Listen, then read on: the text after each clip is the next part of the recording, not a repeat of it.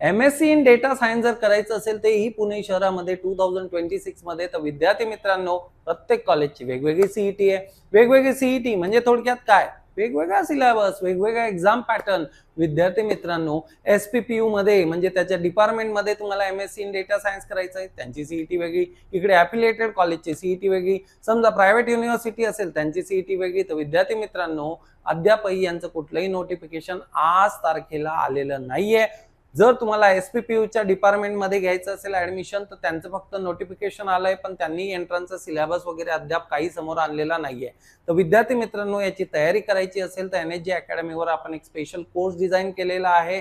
Crash course हा असणार आहे, रेकॉर्डेड सेशन्स इथे असणार आहेत, जेणेकरून तुम्ही कमी वेळेत जास्त चांगल्या पद्धतीने इफेक्टिव्हली अभ्यास करू शकता. डाऊटसाठी एनएसजी अकॅडमीला आपण संपर्क करू शकता. कुठलाही डाऊट अभ्यास करताना आला, मॉक देताना आला, काही अडचण आली विद्यार्थी मित्रांनो, NSG academy is there for you. खाली दिलेल्या नंबरवर लगेच संपर्क करा आणि एनएसजी अकॅडमीचा ॲप लगेच डाउनलोड करून नेमके कॉन्टेंट काय आहेत, कोर्स कॉन्टेंट, ते आजच